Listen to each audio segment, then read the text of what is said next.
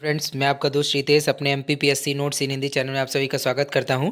तो फ्रेंड्स, आज के वीडियो में हम डिस्कस करने वाले हैं एमपीपीएससी मेंस के नोट्स के जो एक टॉपिक है सेकंड पेपर का, संविधान, शासन व्यवस्था, राजनीतिक एवं प्रशासनिक संरचना का एक जो पूरा टॉपिक है, उसी के अंतर्गत यूनिट 5 में एक सब टॉपिक है जिसका नाम है मध्य प्रदेश की राजनीति में महिलाओं की भूमिका।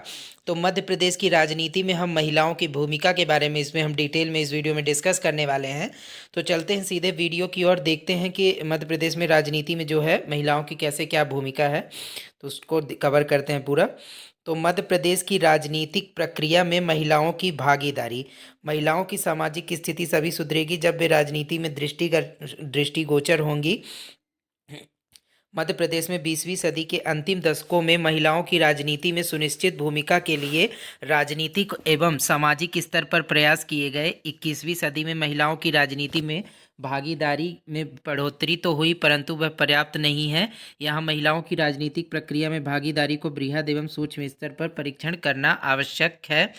यानी कि क्या है कि जब जो है 21वीं सदी में महिलाओं की जो भागीदारी है, इसमें जो है बढ़ोतरी तो हुई है जो मध्य प्रदेश की राजनीति में भागीदारी में महिलाओं की, लेकिन जो है उतने बृहद लेवल पर वृद्धि नहीं हुई है जितनी लेवल पर होनी चाहिए थी।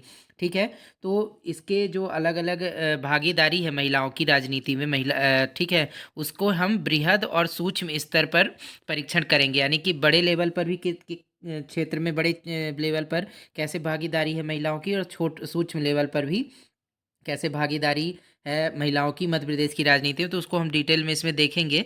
और दूसरा पॉइंट है, स्वतंत्रता प्राप्ति के बाद एक ही झटके में सभी महिलाओं को मताधिकार तथा राजनीतिक भागीदारी के अवसर मिल गए, परंतु इस अधिकार एवं अवसर का वास्तविक उपयोग कई दशकों में भी नहीं हुआ।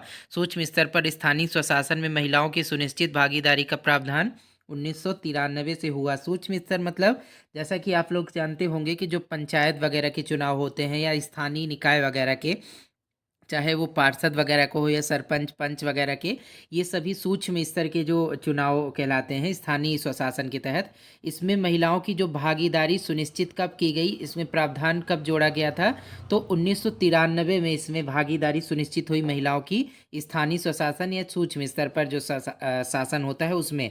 ठीक है, तो अब हम आगे इसी पॉइंट पर बृहद स्तर पर देखते हैं। तो सबसे पहले बृहद स्तर पर महिलाओं की भागीदारी का जो देखते हैं, तो इसमें है पहला पॉइंट जो है मतदान प्रतिशत में भागीदारी।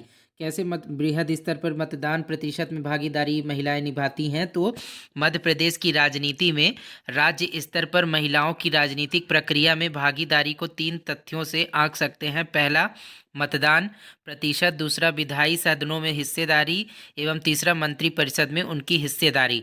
यानी कि जो महिलाएं हैं वो राज्य स्तर पर, यानी कि मान लीजिए मध्य प्रदेश का ही उदाहरण ले रहे हैं, तो राज्य स्तर पर महिलाओं की राजनीतिक प्रक्रिया में जो भागीदारी है, यानी कि राजनीतिक रूप से महिलाएं कितने प्रकार से भाग लेती सकती हैं, तो 3 प्रकार से भाग ले सकती हैं। पहला तो सबसे पहला है कि कोई भी चुनाव होता है तो उसमें आम जनता, जो आम महिलाएं हैं, तो वो चुनाव में मतदान करके अपनी भागीदारी निभा सकती हैं राजनीति में।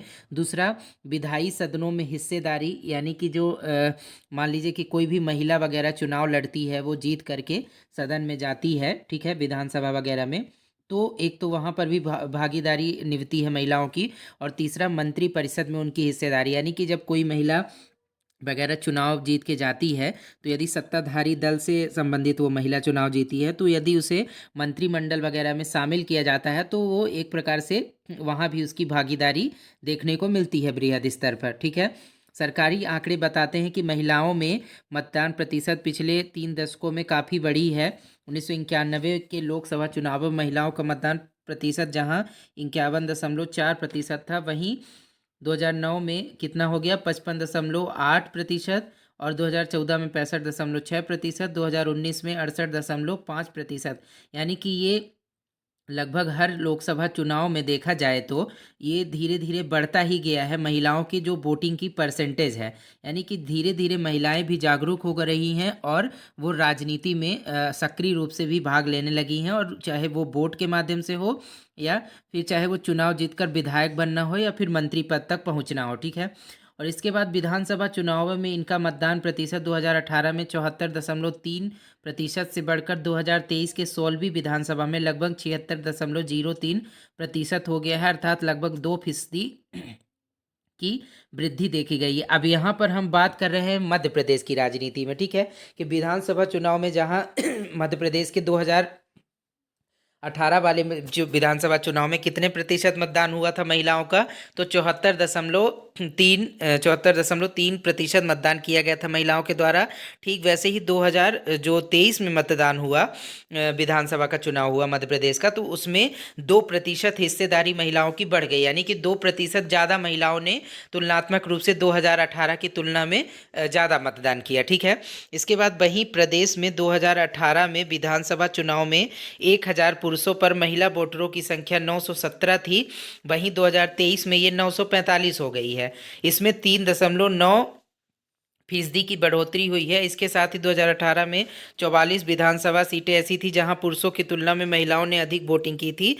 2023 में 34 विधानसभा सीटें ऐसी हैं, यानी कि जो प्रदेश में मध्य प्रदेश में क्या है, 2018 के जो विधानसभा चुनाव में थे उसमें 1000 पुरुषों की तुलना में महिला वोटर कितनी थी, 917 थी। लेकिन धीरे धीरे इसका जो आंकड़ा बढ़ के कितना हो गया 2023 में 945, यानी 1000 पुरुषों की तुलना में 945 महिलाएं थी। ठीक है, 2023 के चुनाव में, जिसमें इसका मतलब ये हुआ कि 3.9% की लगभग बढ़ोतरी हुई महिला वोटरों की संख्या में 2018 की तुलना में। ठीक है, इसके बाद लेकिन यहाँ पर आप देखेंगे कि 2018 में जो महिलाएं विधानसभा सीट ऐसी थी जहाँ महिलाओं की, मतलब 2018 में जब चुनाव हुआ था तो ऐसी 44 विधानसभा सीटें थी मध्य प्रदेश में जहां पर महिलाओं ने पुरुषों की तुलना में ज़्यादा वोटिंग की थी। लेकिन 2023 में ये आंकड़ा घट करके 34 विधानसभा सीटें आ गई, यानी कि लगभग 10 सीटें कम हो गई जहां महिलाओं की संख्या ज़्यादा थी पुरुषों की संख्या में मतदान करने की तुलना में। ठीक है,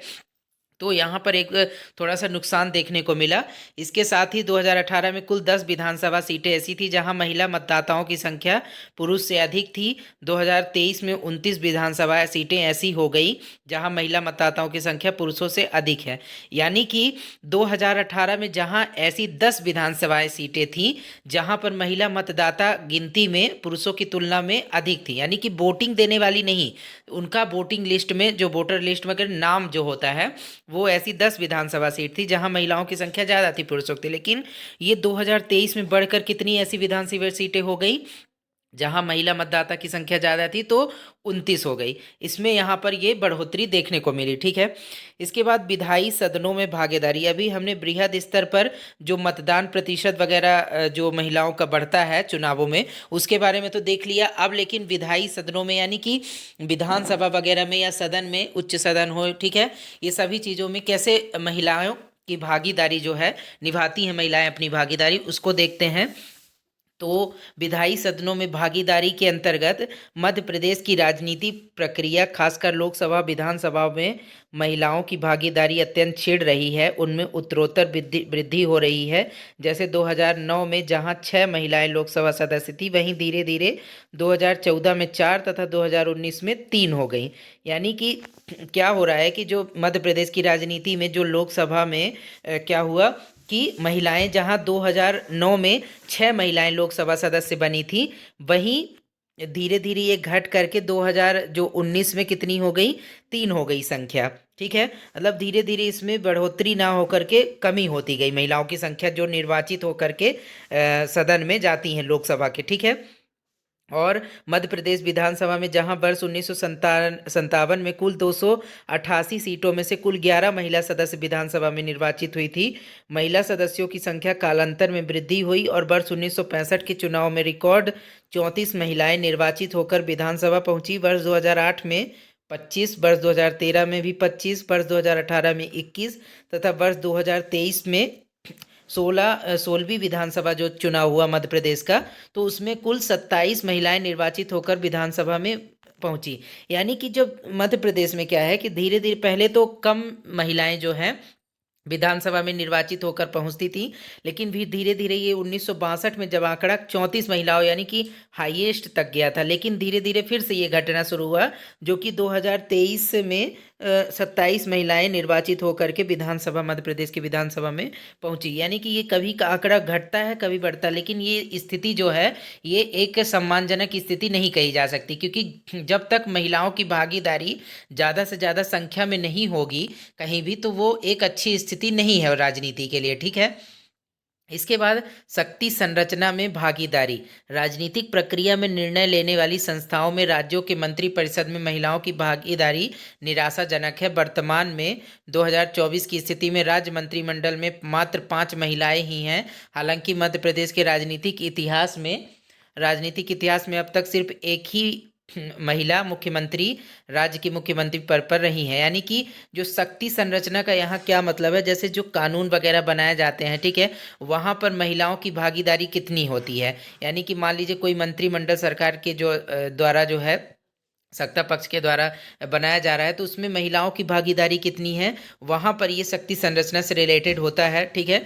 तो इसमें 2000 अभी वर्तमान की स्थिति यदि देखें तो मध्य प्रदेश की जो मंत्रिमंडल है उसमें 5 महिलाएं हैं। ठीक है।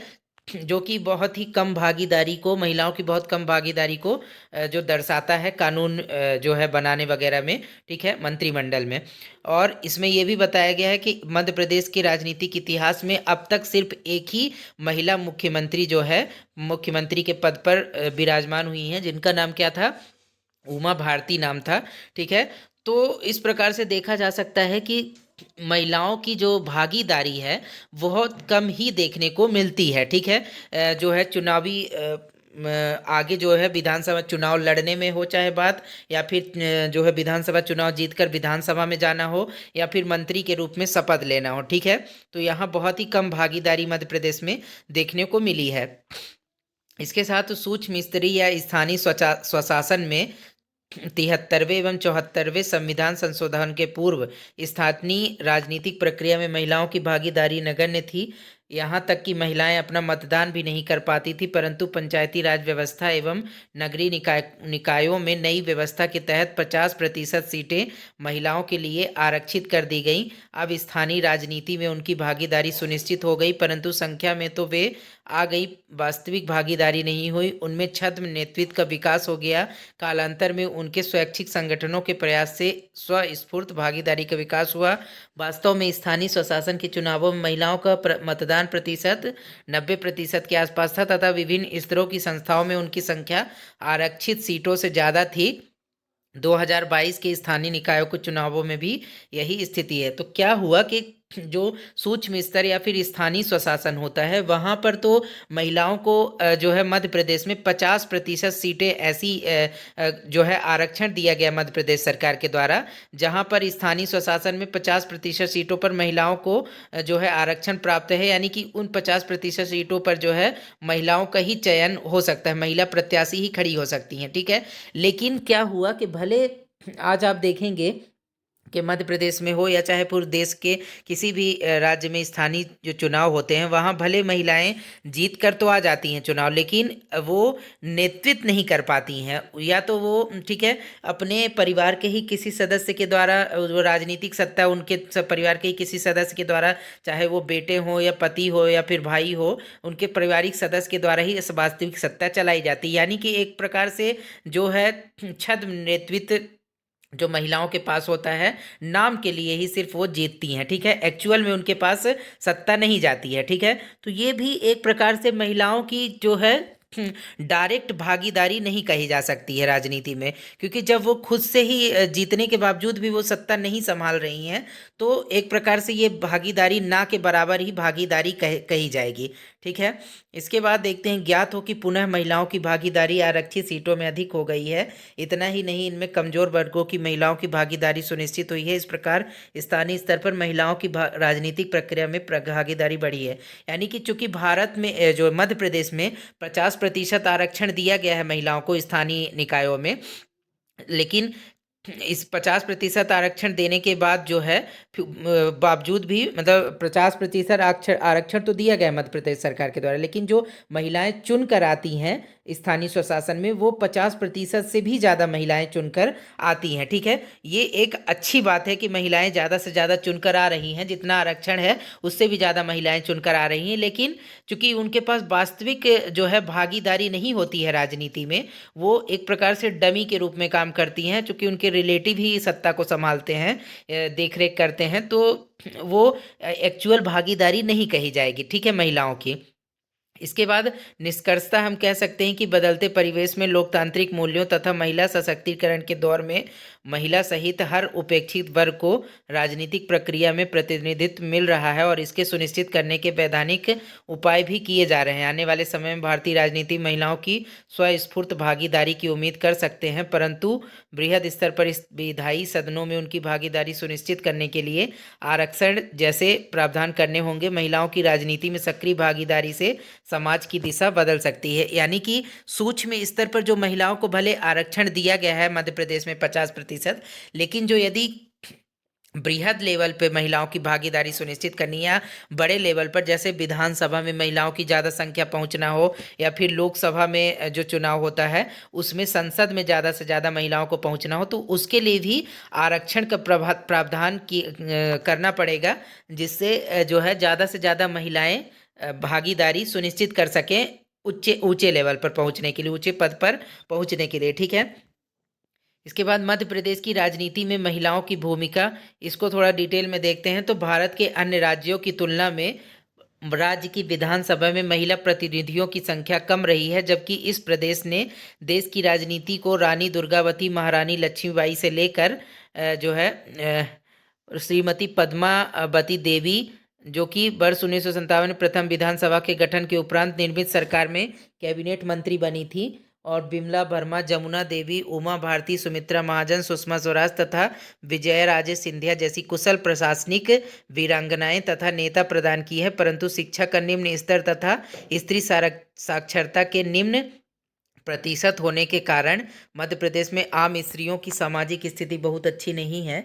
यही कारण है कि देश के 75वें स्वतंत्रता के बाद तथा मध्य प्रदेश के स्थापना के 68 वर्ष बीत जाने के उपरांत भी मध्य प्रदेश विधानसभा में महिला प्रतिनिधियों की संख्या कोई उल्लेखनीय वृद्धि नहीं हुई है। यानी कि क्या है कि मध्य प्रदेश की विधानसभा में जो है बहुत ही महिला प्रतिनिधियों की संख्या बहुत कम रही है, जबकि मध्य प्रदेश की स्थापना को 68 वर्ष बीत गए हैं, और मध्य प्रदेश के द्वारा कई ऐसी महान जो वीरांगनाएं या फिर जो महान राजनीतिक वगैरह दी गई हैं देश को, लेकिन उसके बावजूद भी जो शिक्षा का निम्न स्तर होने के कारण जो है उल्लेखनीय वृद्धि नहीं हो पा रही है राजनीति में महिलाओं की।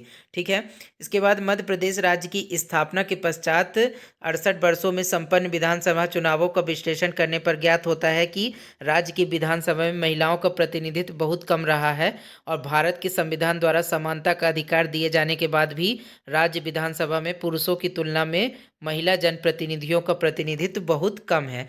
यानी कि भले ही जो है समानता का अधिकार भारत के संविधान में दिया गया है महिला और पुरुष को समानता का अधिकार, लेकिन उसके बावजूद भी इतने प्रकार के भले अधिकार प्रदान किए गए हैं, लेकिन बृहद स्तर पर देखें तो महिलाओं की जो भागीदारी है राजनीति में, ठीक है, वो बहुत ही कम देखने को मिलती है। ठीक है, इसके बाद इस आधार पर मध्य प्रदेश के प्रथम विधानसभा चुनावों से लेकर वर्तमान 16वीं विधानसभा चुनाव 2024 में महिला प्रतिनिधियों को जो है संख्या का विश्लेषण करके स्पष्ट हो जाता है कि मध्य प्रदेश राज्य की विधानसभा में जिन महिला प्रतिनिधियों को चुना गया वह भी राज्य के कुछ प्रसिद्ध राजघरानों की महिलाएं ही थी। इस प्रकार मध्य प्रदेश राज्य की विधानसभा में आम महिला जनप्रतिनिधियों की संख्या बहुत कम रही है, और मध्य प्रदेश की राजनीति के अतिरिक्त प्रशासनिक क्षेत्र में भी महिला सदस्य रही हैं। मध्य प्रदेश की प्रथम महिला मुख्य सचिव कौन थी? निर्मला बुच। ये क्वेश्चन कई बार ऑब्जेक्टिव में पूछा भी गया है फ्रेंड्स, तो इसे आप ध्यान रखेंगे। इसी प्रकार मध्य प्रदेश की प्रथम महिला आईपीएस अधिकारी कौन थी? आशा गोपालन। ये भी काफ़ी इंपॉर्टेंट है ऑब्जेक्टिव के लिए। और मध्य प्रदेश की राजनीति एवं प्रशासनिक क्षेत्र के अतिरिक्त न्यायिक क्षेत्र के अंतर्गत मध्य प्रदेश उच्च न्यायालय की प्रथम महिला कौन थी? तो महिला न्यायाधीश सरोजनी सक्सेना को नियुक्त किया गया था।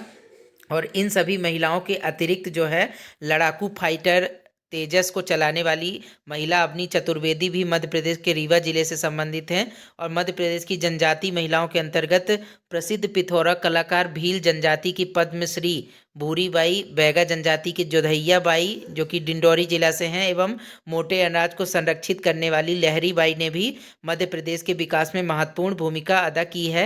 मध्य प्रदेश की चिकित्सक लीला जोशी, जिन्हें मालवा की मदर टेरेसा कहा जाता है, ने अपने जीवन काल में चिकित्सा के क्षेत्र में अनेक अभूतपूर्व कार्य किए तथा इसी उपलब्धि के लिए उन्हें 2020 का पद्मश्री पुरस्कार भी प्रदान किया गया था।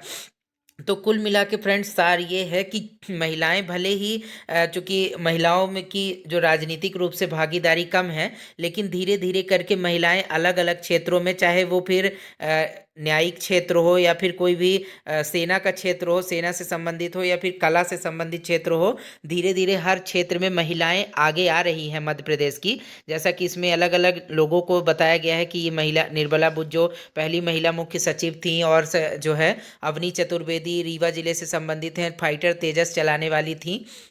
तो इसी प्रकार अलग अलग क्षेत्रों में महिलाएं धीरे धीरे करके आगे आ रही हैं, लेकिन जो एक्चुअल उनका प्रतिनिधित्व होना चाहिए जिस लेवल पर, उतना नहीं देखने को मिलता है। ठीक है, आगे चलते हैं। मध्य प्रदेश की विधानसभा में महिला जनप्रतिनिधियों की जानकारी का अध्ययन निम्नलिखित तालिका के आधार पर किया जा सकता है। यानी कि जो मध्य प्रदेश की विधानसभा में महिलाएं जो है कितनी कितनी किस किस चुनावों में जीत कर आई हैं, कौन कौन से सन में, उसके बारे में इस लिस्ट में हम देखेंगे। तो वर्ष 1957 में जैसे कुल स्थान यानी कि 288 विधानसभा सीटें हुआ करती थी मध्य प्रदेश में, अविभाजित मध्य प्रदेश में, यानी जब छत्तीसगढ़ भी मध्य प्रदेश में हुआ करता था तो 288 सीटें हुआ करती थी। तब कितनी महिला प्रतिनिधियों की संख्या निर्वाचित हुई थी? तो 11। 1962 में कितनी हो गई? 34। 1967 में जो है विधानसभा सीटें बढ़ के 296 जब हो गई तो उसमें क्या कितनी महिलाएं चुनाव जीत के गई थी? तो 8, यानी कि बहुत तेजी से घट गई थी 1962 की तुलना में। फिर 1972 में 296 सीटों की तुलना में 11 महिलाएं जीत कर गईं विधानसभा में। फिर 1977 में 8 महिलाएं, फिर 1980 में 10 महिलाएं, 1985 में 3। ये बहुत ही तेजी से आंकड़ा गिरा, लेकिन 1990 में फिर से 32 हुई, 1993 में 22, 1998 में 22, फिर 2003 में 18 महिलाएं, 2008 में 25 महिलाएं, 2013 में भी 25, फिर 2018 में 21, 2023 में 27। यानी कि जो वर्तमान में जो हाल ही में 2023 में चुनाव हुआ उसमें कितनी महिलाएं जो है निर्वाचित होकर के विधानसभा में विधायक बन के गई? तो 27 महिलाएं बन के गई। ठीक है, तो इस प्रकार से चूंकि महिलाओं की भागीदारी तो है राजनीति में, लेकिन उतनी नहीं है जितनी होनी चाहिए। ठीक है, और उपरोक्त तालिका से स्पष्ट है कि मध्य प्रदेश राज्य के निर्माण से लेकर वर्तमान तक मध्य प्रदेश राज्य की विधानसभा में महिला जनप्रतिनिधियों की भागीदारी बहुत कम रही है।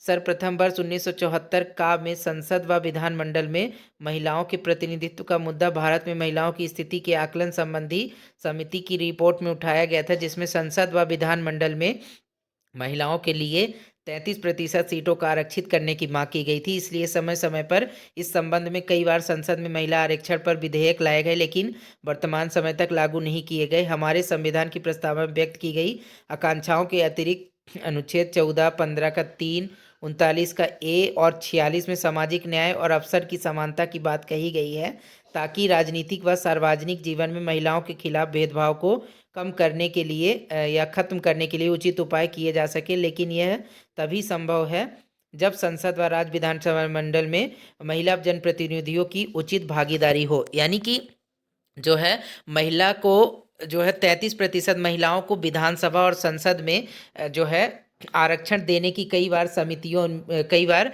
जो समितियां बनी और उसमें मुद्दा उठाया गया था कि 33% आरक्षण दिया जाए महिलाओं को विधानसभा और संसद में। और आपने देखा भी होगा कि मोदी सरकार ने, मोदी गवर्नमेंट ने जो है महिलाओं को 33% आरक्षण देने का जो प्रस्ताव भी पास कर दिया है, कानून बना दिया है, लेकिन वो भी लागू होने में कितना समय लगेगा? उसमें 2 से 3 साल का समय लगेगा, जिसे 2026 में लागू किया जाना है। ठीक है, तो उसमें भी काफ़ी समय है। इस प्रकार से देखा जाए तो चूंकि कानूनी तौर पर भी कई प्रकार के प्रयास किए जा रहे हैं सरकार के, लेकिन जो है जब तक ऐसे चीज़ों को लागू नहीं किया जाता तब तक उसकी कोई भी वैल्यू नहीं है। जब अब चूंकि ये भले ही मोदी सरकार के द्वारा कानून बना दिया गया है कि 33% आरक्षण दिया जाएगा, लेकिन अभी वर्तमान में तो ये लागू नहीं है, जो कि हाल में कई राज्यों के चुनाव भी हुए। यदि ये लागू हो गया होता जो है कानून, तो क्या होता कि जो हाल के राज्यों में, कई राज्यों में चुनाव हुए हैं, तो वहाँ 33% महिलाएं ही चुन करके आती विधानमंडल में। ठीक है, तो इस प्रकार से देख सकते हैं कि प्रयास किए जा रहे हैं, लेकिन लागू होने में ये जो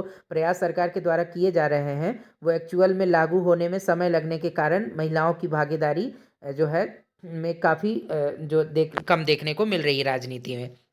इसके बाद मध्य प्रदेश की राजनीति में महिलाओं की भागीदारी में बाधाएं एवं समस्याएं, यानी कि महिलाओं की जो भागीदारी है राजनीति में, उसमें क्यों कम राजनीति में भागीदारी है मध्य प्रदेश की, तो उसमें क्या बाधाएं आ रही हैं और क्या समस्याएं आ रही हैं उसके बारे में देखते हैं इसमें।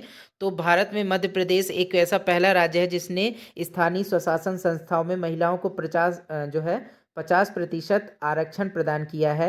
इसके उपरांत भी राज्य की राजनीति में महिलाओं की भागीदारी पर्याप्त नहीं है। इसके निम्नलिखित कारण हैं। कौन कौन से कारण हैं जिसके कारण जो है मध्य प्रदेश की राजनीति में महिलाओं की भागीदारी पर्याप्त नहीं है? तो पहला कारण इस क्षेत्र में महिलाओं के लिए सबसे बड़ी बाधा है उसमें राजनीतिक सोच, विचारधारा और जागरूकता की कमी। यानी कि जो पहला कारण जो है, पहली बाधा क्या है, तो राजनीतिक सोच, यानी कि महिलाएं जो है, चूंकि एक प्रकार से मेंटेलिटी ये है कि महिलाएं जो है घर का ही काम वगैरह करेंगी, वो किसी बाहर जा कर के कुछ बड़ा नहीं कर सकती। तो ये एक राजनीतिक सोच जो है, ये महिलाओं को जो है आगे बढ़ने में या राजनीति में आगे बढ़ने में पीछे घसीटती है ये सोच। ठीक है, और उनकी विचारधारा या जागरूकता की कमी, महिलाओं में जागरूकता की कमी होती है, इस कारण से भी वे कई बार राजनीति में नहीं आ पाती हैं।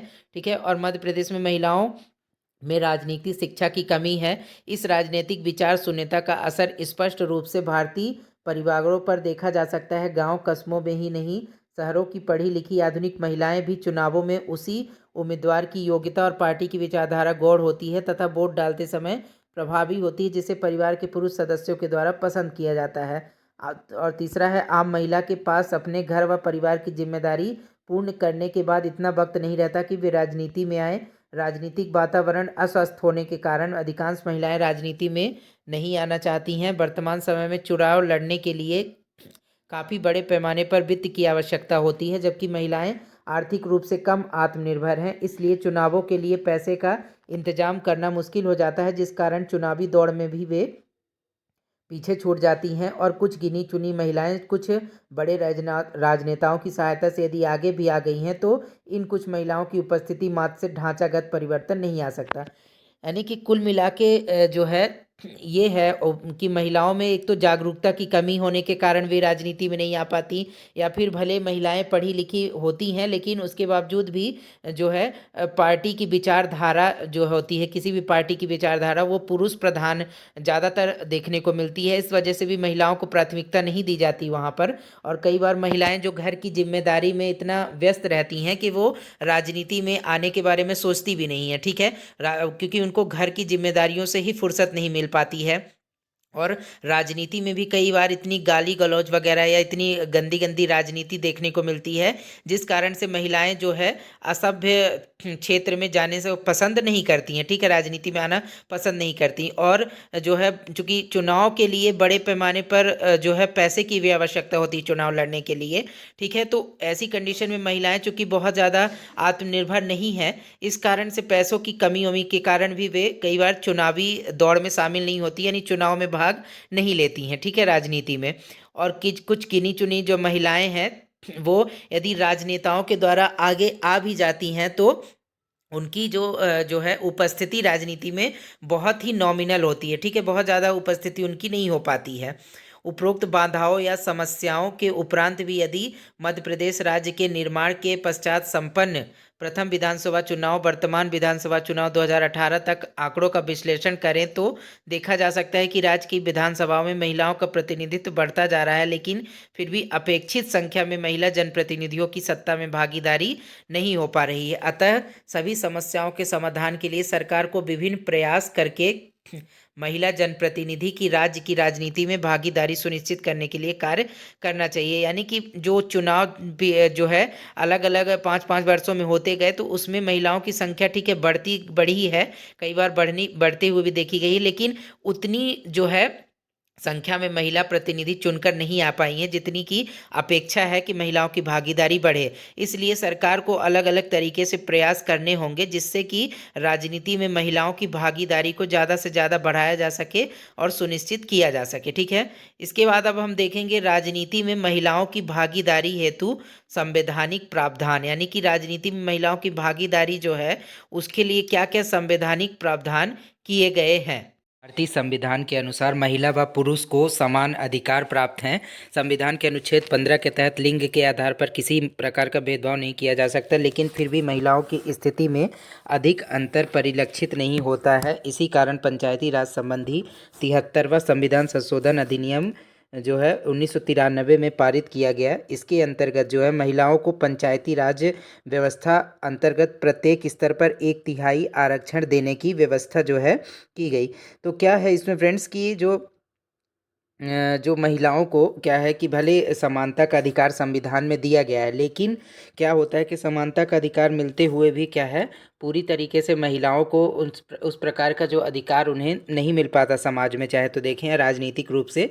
लेकिन 73वें संविधान संशोधन अधिनियम जो 1993 में लाया गया था उसके तहत महिलाओं को 1/3 आरक्षण तो दिया गया है संवैधानिक रूप से। जो पंचायती इलेक्शन वगैरह होते हैं या फिर जो निकाय वगैरह के इलेक्शन होते हैं उसमें दिया गया है, लेकिन फिर भी वो महिलाएं भले चुन के जरूर आ जाती हैं संवैधानिक प्रावधान के अनुसार, लेकिन जो है उनका वो बहुत ज़्यादा रोल नहीं निभा पाती राजनीति। बहुत कम ही महिलाएं ऐसी है जो खुद ही लीड करती हैं चुनाव जीतने के बाद अपने खुद ही जो एक प्रकार से सरपंच या फिर महापौर या सदस्य पार्षद वगैरह जो भी बनती हैं, तो वो बहुत कम ही ऐसे जगह देखने को मिलता है कि वे खुद से ही शासन चला रही हों। ठीक है, क्योंकि उनके एक प्रकार से प्रतिनिधि के रूप में उनके पति या फिर कोई ना कोई उनका बेटा या कोई ना कोई दूसरा ही शासन को चला रहा होता है एक्चुअल में। ठीक है, इसके बाद जो है 73वां संविधान संशोधन इस दिशा में ऐतिहासिक कदम था, क्योंकि इसमें न केवल पंचायती राज संस्थाओं को संवैधानिक दर्जा देकर ग्रामीण विकास का दायित्व सौंपा गया तथा इन संस्थाओं में महिलाओं के लिए 1/3 सीटें भी आरक्षित की गई, जिसे बाद में मध्य प्रदेश सरकार द्वारा बढ़ा के 50% सीटें की गई। यानी कि देश भर में 1/3 सीटें जो आरक्षित की गई थी जो है संवैधानिक व्यवस्था के तहत महिलाओं के लिए, जो राजनीति में किसमें जो कि पंचायती राज इलेक्शन होता है या फिर नगरीय निकायों में। लेकिन मध्य प्रदेश द्वारा इसे बढ़ाकर कितना किया गया, 50% आरक्षण कर दिया गया। ठीक है, इसके बाद पंचायती राज व्यवस्था यह आरक्षण मात्र राजनीतिक नेतृत्व को सुनिश्चित करने के लिए नहीं, बल्कि महिलाओं को सामाजिक और आर्थिक स्थिति को सुदृढ़ करने और उनके विकास संबंधी उद्देश्यों को क्रियान्वित करने के लिए प्रोत्साहित करना भी इसका मुख्य उद्देश्य था। यानी कि जो आरक्षण वगैरह दिया गया है संविधान के तहत पंचायती राज व्यवस्था के अंतर्गत, तो उसको उसके माध्यम से क्या करना है, एक्चुअल उसका उद्देश्य क्या है, महिलाओं की जो सामाजिक और आर्थिक स्थिति है उसको जो है क्या करना है, ऊपर ले जाना है। ठीक है, उसको प्रोत्साहित करना है। इसके बाद मध्य प्रदेश राज्य की विधानसभा में महिलाओं की भागीदारी प्रथम विधानसभा चुनाव से देखी जा सकती है। इस भागीदारी में समय समय पर वृद्धि भी हुई है, लेकिन महिलाओं को राज्य की विधानसभा में स्थानीय स्वशासन संस्थाओं की भांति उचित प्रतिनिधित्व प्राप्त नहीं हुआ है। यही कारण है कि भारत की स्वतंत्रता के 75 वर्ष तथा मध्य प्रदेश की स्थापना के 68 वर्ष के उपरांत भी विधानसभा में महिला प्रतिनिधियों की संख्या में उल्लेखनीय वृद्धि नहीं हुई है।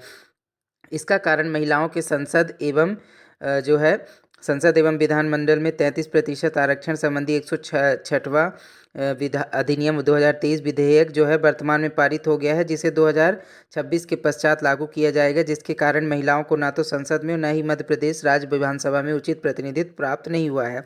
यानी कि भले ही जो छोटे लेवल पे जो पंचायती राज व्यवस्था वगैरह में आरक्षण दे दिया गया है, लेकिन जो ऊंचे लेवल की जो एक प्रकार से राजनीति होती है, विधानसभा में महिलाओं का प्रतिनिधित्व हो या फिर वो संसद में हो, तो वहाँ पर चूंकि आरक्षण का अधिनियम तो लागू कर दिया गया है भारत में, लेकिन जो अधिनियम भले ला दिया गया है, लेकिन जो इसे पूरी तरह से लागू किया जाएगा वो 2026 के पश्चात लागू किया जाएगा। तो इससे ये स्थिति हुई है कि अभी वर्तमान में जो विधानसभा के चुनाव हुए हैं, या फिर जो है 2024 में लोकसभा का चुनाव हुआ था, उसमें जो है महिलाओं को विधानसभा चुनाव या लोकसभा में आरक्षण 33% नहीं मिल पाया। ठीक है, तो इसमें भी देरी होने से एक प्रकार से महिलाओं की अधिकारों की ही क्षति हो रही है। ठीक है, और मध्य प्रदेश की स्थापना के 68 वर्षों में दिए गए विधानसभा चुनाव का विश्लेषण करने पर ज्ञात होता है कि विधानसभा में महिलाओं का प्रतिनिधित्व बहुत कम रहा है। संविधान द्वारा समानता का अधिकार दिए जाने के बाद भी मध्य प्रदेश विधानसभा में पुरुषों का बाहुल्य है। इस संदर्भ में मध्य प्रदेश के प्रथम विधानसभा चुनाव से लेकर वर्तमान 18वीं विधानसभा के चुनाव में महिला प्रतिनिधियों की संख्या का विश्लेषण करके स्पष्ट हो जाता है कि मध्य प्रदेश विधानसभा में महिलाओं की प्रतिनिधित्व संख्या बहुत कम है, और जो भी महिलाएं मध्य प्रदेश विधानसभा की सदस्य के रूप में निर्वाचित हुई हैं वे भी केवल कुछ प्रसिद्ध राजघरानों की महिलाओं तक ही सीमित है। यानी कि जो है अब विधानसभा के चुनाव जो मध्य प्रदेश की आप देखेंगे, लिस्ट देखेंगे, तो आपको यही, जैसा कि हमने ऊपर डिस्कस भी किया है, कि जो विश्लेषण करने पर यह ज्ञात हुआ कि महिलाएं जो है बहुत ही कम संख्या में, अब जितनी सीटें हैं पूरे मध्य प्रदेश की विधानसभा में, उसमें उस सीटों की तुलना में मध्य प्रदेश में लगभग सिर्फ 10 ही प्रतिशत जो है महिलाएं चुन करके जो है विधानसभा में पहुंचती हैं। ये स्थिति दर्शाती है कि मध्य प्रदेश का जो महिलाओं का जो है राजनीति में भागीदारी बहुत ही कम है। ठीक है, इससे ये चीज़ प्रदर्शित होती है। अतः निष्कर्ष के रूप में कहा जा सकता है कि महिलाओं के संसद व राज्य विधानसभा मंडल में उचित प्रतिनिधित्व तभी प्राप्त हो सकता है जब देश की सर्वोच्च संस्था अर्थात संसद जो है महिला आरक्षण विधेयक को लागू करके संविधान में संशोधन कर महिलाओं को 33% भागीदारी को सुनिश्चित करने हेतु कार्य करे। यानी कि जो भी अधिनियम या विधेयक लाया गया है महिला संशोधन वाला, जो 33% आरक्षण देने के लिए विधानसभा चुनावों या फिर संसद में, उसे जल्द से जल्द यदि सरकार के द्वारा लागू किया जाता है तभी जाके महिलाओं की भागीदारी जो है उच्च लेवल पर जो है एक सुनिश्चित हो सकेगी। इसके बाद आगे देखते हैं राजनीति में महिलाओं की क्षीण भागीदारी के कारण, यानी कि महिलाएं जो है राजनीति में बहुत कम उनकी भागीदारी होने का क्या कारण है। ठीक है, तो महिलाओं में मतदान प्रतिशत तथा विधायी सदनों में उनकी भागीदारी आज भी कम है। ऐसी मान्यता है कि इन सदनों में कम से कम 1/3 महिलाओं की उपस्थिति होनी चाहिए। आज भी 230 विधानसभा सीटों में मात्र 27 महिलाएं हैं मध्य प्रदेश की विधानसभा में, तथा लोकसभा में मध्य प्रदेश से 3 महिलाएं ही सदस्य चुनी गई हैं 2024 में, और मंत्रिमंडल में मात्र 5 महिलाएं ही सम्मिलित हैं, जो संतोषजनक नहीं है। विधानसभाओं में तथा मंत्रिमंडल में संख्या नगण्य होने के कारण शक्ति संरचना तथा निर्माण प्रक्रिया में उनकी प्रभावकारी भागीदारी नहीं हो पाती। इस स्थिति के लिए जिम्मेदार कारण निम्नलिखित है। यानी कि जो अभी भी महिलाओं की जो स्थिति बहुत कमज़ोर है, राजनीति के क्षेत्र में बहुत कम भागीदारी है, उसके क्या क्या कारण है तो एक एक करके हम देखते हैं। पहला है सामाजिक संरचना।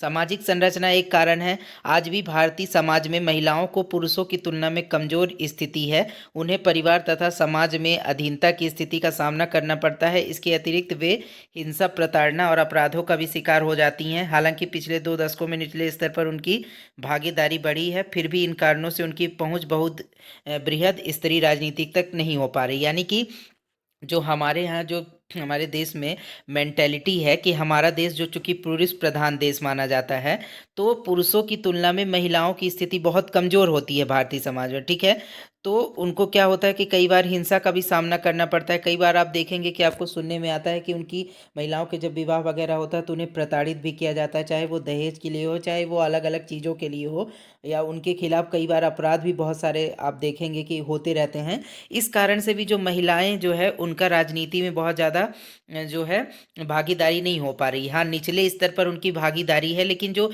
बृहद स्तर पर होनी चाहिए, यानी कि यदि वे चुनकर विधायक बने, मंत्री बने या फिर सांसद बने, तो उस लेवल पर उनकी भागीदारी बहुत ज़्यादा नहीं हो पा रही है। ठीक है, तो सामाजिक संरचना एक कारण है।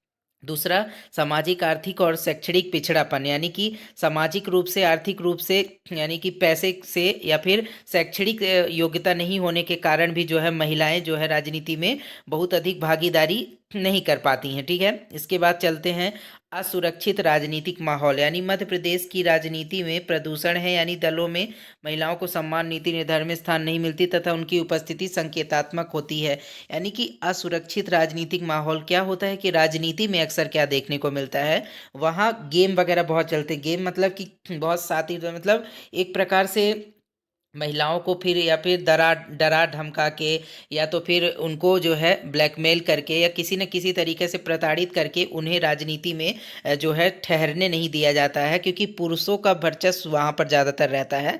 तो इस वजह से राजनीति का असुरक्षित माहौल देखकर भी महिलाएं ज़्यादातर आगे नहीं आती हैं राजनीति में। ठीक है, और इसके बाद धन बल और बाहुबल। मध्य प्रदेश के में चुनावी राजनीति में धन बल, बाहुबल तथा अन्य अनैतिक तरीकों का भी प्रयोग होता है। फलस्वरूप महिलाएं पिछड़ जाती हैं, वे प्रभावकारी भूमिकाएं नहीं निभा पाती। बड़े बड़े निर्वाचन क्षेत्रों का चुनावी प्रबंधन उनके बस की बात नहीं होती, इसलिए संभ्रांत व दबंग परिवारों की महिलाएं ही राजनीति में आ पाती हैं। यानी कि जो मान लीजिए जो चुनाव वगैरह होता है विधानसभा वगैरह के, वहाँ चूंकि विधायक वगैरह को लड़ने के लिए काफ़ी पैसे वगैरह की और मतलब कि एक प्रकार से दबदबे की ज़रूरत होती है।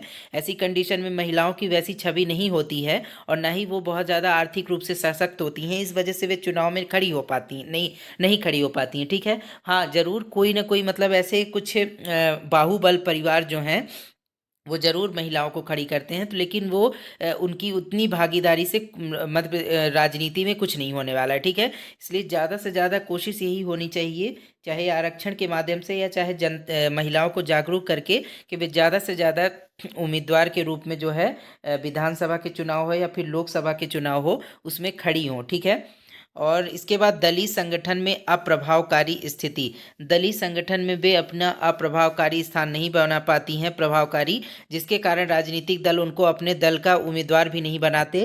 कुछ एक प्रसिद्ध राजनी महिलाओं को छोड़ दें तो आमतौर पर महिलाओं को दल का टिकट भी नहीं मिल पाता है, क्योंकि वे अपनी जीत के लिए आश्वस्त नहीं कर पाती। यानी कि जो कोई भी दल होता है, यानी कि कोई भी पार्टी है जो, तो वहाँ पर क्या होता है, महिलाएं अपना बहुत अच्छा जो है एक प्रकार से अपनी जो छाप नहीं छोड़ पाती हैं या फिर अपनी ऐसी स्थिति मजबूत नहीं कर पाती उस पार्टी में कि पार्टियां उन्हें टिकट दें और चुनाव लड़ने के लिए खड़ा करें। तो ऐसी कंडीशन में क्या होता है कि मतलब महिलाएं अपनी जीत के लिए भी आश्वस्त नहीं कर पाती पार्टियों को, और ऐसी कंडीशन में पार्टियां उन्हें चुनाव में टिकट नहीं देती। परिणाम स्वरूप जो है महिलाओं की जो स्थिति है राजनीति में बहुत ही निचले स्तर पर चली जाती है। ठीक है, महिलाओं की राजनीति प्रक्रिया में सबल स्थान नहीं बनने के लिए उपरोक्त समस्त कारण संयुक्त रूप से जिम्मेदार है। यद्यपि मध्य प्रदेश के विभिन्न क्षेत्रों में परिस्थितियां भिन्न होती हैं, फलस्वरूप कारण भी भिन्न होते हैं, फिर भी कमोबेश समस्त मध्य प्रदेश में एक जैसी स्थिति है। यानी कि जो ये कारण हमने ऊपर 5-6 कारण डिस्कस किए महिलाओं की जो भागीदारी राजनीतिक प्रक्रिया में कम होने की कारण जो है, तो ये सभी कारण एक प्रकार से जिम्मेदार है महिलाओं की बहुत कम भागीदारी, किसमें संयुक्त रूप से जिम्मेदार है महिलाओं की राजनीति में कम भागीदारी के। ठीक है, इसके बाद महिला आरक्षण विधेयक, जो कि हमने ऊपर कई बार इसको पढ़ा पॉइंट में। महिला आरक्षण विधेयक जो है सरकार के द्वारा लाया गया था, वो क्या है तो उसके बारे में डिटेल में देखते हैं। तो हाल ही में लोकसभा और राज्यसभा दोनों ने महिला आरक्षण विधेयक 2023 जो है 2023 128वां संविधान संशोधन विधेयक अथवा नारी शक्ति बंधन विधेयक 106वां अधिनियम 2023 पारित कर दिया था। यह विधेयक लोकसभा, राज्य विधानसभा और दिल्ली विधानसभा में महिलाओं के लिए 1/3 सीटें आरक्षित करता है। यह लोकसभा राज्यसभाओं सभाओं में अनुसूचित जाति अनुसूचित जनजाति के लिए आरक्षित सीटों पर भी लागू होगा। यानी कि जो ये अधिनियम लाया गया है, ये जो है अधिनियम महिलाओं को 1/3 सीटें रिजर्व करता है महिलाओं के लिए। यानी कि मान लीजिए कि किसी भी राज्य में, यदि मान लीजिए राज्य में या फिर केंद्र सरकार में मान लीजिए कि 99 सीटें हैं, तो उसमें से 33 सीटें ऐसी होंगी जो आरक्षित होंगी, किसके लिए, महिलाओं के लिए। वो वहाँ पर सिर्फ और सिर्फ महिलाएं ही खड़ी हो सकती हैं, ठीक है, ना कि पुरुष। तो ऐसी स्थिति में ये स्थिति जो है आरक्षण की, कोई सीट यदि आरक्षित यानी कि अनुसूचित जाति के लिए कोई सीट आरक्षित है या फिर अनुसूचित जनजाति के लिए, तो वहाँ पर भी 1/3 जो है आरक्षण लागू होगा महिलाओं के लिए। ठीक है, वहाँ पर भी महिलाओं को खड़ा करनी पड़ेगा, 33% वहाँ पर भी आरक्षण दिया जाएगा। ठीक है, महिला आरक्षण विधेयक की मुख्य विशेषताएं, यानी कि जो ये विधेयक लाया गया है उसकी विशेषताएं क्या क्या हैं। तो लोकसभा या विधानसभा में महिलाओं को आरक्षण मिलेगा इसके तहत। तो विधेयक में संविधान में अनुच्छेद 330 आ शामिल करने का प्रावधान किया गया है। जो अनुच्छेद 330 के प्रावधानों से लिया गया है, यह लोकसभा में अनुसूचित जाति अनुसूचित जनजाति के लिए सीटों के आरक्षण का प्रावधान करता है। विधेयक में प्रावधान किया गया है कि महिलाओं के लिए आरक्षित सीटें राज्यों या केंद्र शासित प्रदेशों में विभिन्न निर्वाचक क्षेत्रों में रोटेशन द्वारा आवंटित की जा सकती हैं। अनुसूचित जाति या अनुसूचित जनजाति के लिए आरक्षित सीटों में विधेयक में रोटेशन के आधार पर महिलाओं के लिए 1/3 सीटें आरक्षित करने की मांग की गई है। चाहे अनुसूचित जाति ST SC से रिलेटेड कोई सीट हो या फिर नॉर्मल सीट हो, तो सभी जगह की सीटों पर या किसी भी क्षेत्र की वहाँ 1/3 सीटों पर जो है महिलाओं को ही आरक्षण दिया जाएगा। ठीक है, ऐसा रूल इस जो है अधिनियम में बनाया गया है। इसके बाद राज्य विधानसभा में महिलाओं के लिए आरक्षण की व्यवस्था की गई है। विधेयक अनुच्छेद 332 आप प्रस्तुत करता है, जो प्रत्येक राज्य विधानसभा में महिलाओं के लिए सीटों का आरक्षण को अनिवार्य करता है। इसके अतिरिक्त अनुसूचित जाति अनुसूचित जनजाति के लिए आरक्षित सीटों में से 1/3 महिलाओं के लिए आवंटित की जानी चाहिए तथा विधानसभाओं के लिए प्रत्यक्ष मतदान के माध्यम से चुनी गई कुल सीटों में से 1/3 में महिलाओं के लिए आरक्षित होनी चाहिए। वहीं 1/3 जो है महिलाओं के लिए किसी भी राज्य का वो विधानसभा चुनाव हो या फिर वो केंद्र का चाहे चुनाव हो, सभी जगह वो 1/3 सीटें जो है महिलाओं के लिए पहले से रिजर्व कर दी जाएंगी। ठीक है। मध्य प्रदेश की राजनीति में महिलाओं का योगदान, यानी कि जो मध्य प्रदेश की आप राजनीति देखेंगे तो वहाँ पर कौन कौन सी ऐसी प्रमुख जो है महिलाओं का योगदान है राजनीति में मध्य प्रदेश की, तो उसे देख लेते हैं एक एक करके। तो सबसे पहला है उमा भारती जी का, जो पूर्व मुख्यमंत्री रही हैं मध्य प्रदेश की। तो 3 मई 1959 को जन्मी उमा भारती मध्य प्रदेश की एक राजनीतिज्ञ हैं, जो राजनीति में अपने गतिशील करियर मध्य प्रदेश की पूर्व एवं प्रथम महिला मुख्यमंत्री के रूप में अपनी भूमिका के लिए जानी जाती हैं। जब 2014 में श्री नरेंद्र मोदी ने भारतीय प्रधानमंत्री के रूप में पद संभाला तो इनको जो है जल संसाधन, नदी विकास एवं गंगा संरक्षण मंत्री नियुक्त किया गया। उनका कार्यकाल गंगा नदी को पुनर्जीवित करने और जल संसाधन प्रबंधन को बढ़ावा देने के लिए प्रयोग के लिए जो है प्रयासों के लिए जाना जाता है। यानी कि ये मध्य प्रदेश की पहली महिला मुख्यमंत्री रही हैं उमा भारती जी। और मध्य प्रदेश की जो देश की मोदी गवर्नमेंट 2014 में जब बनी तो वहाँ पर ये मंत्री पद भी ये संभाल चुकी हैं। ठीक है। इसके बाद देखते हैं रंजना बघेला। मध्य प्रदेश की राजनीति में एक प्रमुख हस्ती रंजना बघेल ने महत्वपूर्ण योगदान दिया है। वह मध्य प्रदेश विधानसभा की सदस्य रही हैं और राज्य की महिला एवं बाल कल्याण मंत्री भी रह चुकी हैं। इसके बाद जमुना देवी। जमुना देवी क्या है, तो जमुना देवी मध्य प्रदेश में भारतीय राष्ट्रीय कांग्रेस पार्टी की एक प्रमुख नेता थी।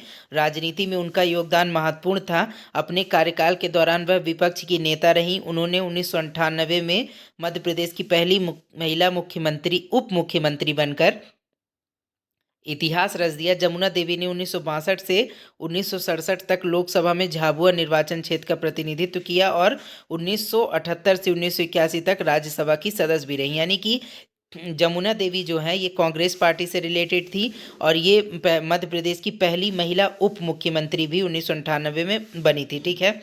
इसके बाद देखते हैं हिना कांवरे। हिना कांवरे भारतीय राष्ट्रीय कांग्रेस से संबंध मध्य प्रदेश की राजनीतिज्ञ हैं, जिन्होंने मध्य प्रदेश के राजनीतिक परिदृश्य में महत्वपूर्ण योगदान दिया है। और 2019 में हिना कांवरे ने मध्य प्रदेश विधानसभा के उपाध्यक्ष के रूप में निर्वाचित होकर एक महत्वपूर्ण उपलब्धि हासिल की। ये भी मतलब कि कांग्रेस पार्टी से रिलेटेड हैं और मध्य प्रदेश की पॉलिटिशियन है। इसके बाद यशोधरा राजे सिंधिया। यशोधरा राजे सिंधिया मध्य प्रदेश की एक राजनीतिक हैं। इन्होंने मध्य प्रदेश के कई मंत्री पद संभाले हैं और कौशल विकास और रोजगार मंत्री, खेल एवं युवा कल्याण मंत्री, तकनीकी शिक्षा मंत्री एवं वाणिज्य उद्योग और रोजगार मंत्री, ये सभी जो है मंत्रालय को ये संभाल चुकी हैं यशोधरा राजे सिंधिया जी। यशोधरा राजे सिंधिया जी ये जो है ज्योतिरादित्य सिंधिया जो हैं उनकी ये बुआ है। ठीक है। इसके बाद जन कल्याण और नेतृत्व के पदों के प्रति उनका समर्पण शासन में महिलाओं की भागीदारी के महत्व को रेखांकित करता है। इसके साथ ही अब अगला देखते हैं उर्मिला सिंह। उर्मिला सिंह कौन थी, तो उर्मिला सिंह ने मध्य प्रदेश की राजनीति में डेयरी विकास राज्य मंत्री का पद संभाला और बाद में सामाजिक कल्याण और आदिवासी कल्याण, जो कि 1998 से 2003 2003 तक के लिए कैबिनेट मंत्री के रूप में इन्होंने क्या काम किया मध्य प्रदेश की। और उर्मिला सिंह ने 1996 से 1998 के बीच मध्य प्रदेश कांग्रेस की अध्यक्ष के रूप में भी नेतृत्व किया। और उर्मिला सिंह ने 25 जनवरी 2010 को हिमाचल प्रदेश की 25वीं राज्यपाल के रूप में नियुक्त हुई और हिमाचल प्रदेश में अपना कार्यकाल पूरा करने वाली पहली महिला राज्यपाल भी ये बनी। इसके बाद देखते हैं नजमा हेपतुल्ला। नजमा हेपतुल्ला कौन है? तो नजमा हेपतुल्ला जो है राष्ट्रीय और राज्य दोनों स्तर पर राजनीतिक परिदृश्य में महत्वपूर्ण योगदान इन्होंने दिया है। ये अभिनेता आमिर खान की दूसरी चचेरी बहन और मौलाना अबुल कलाम आज़ाद की पोती हैं। नजमा हेपतुल्ला 1980 से 2016 तक भारतीय संसद के ऊपरी सदन राज्यसभा की 6 बार की सदस्य रही हैं। और नजमा हेपतुल्ला ने 16 वर्षों तक राज्यसभा के उपसभापति के प्रतिष्ठित पद को जो है सुशोभित किया।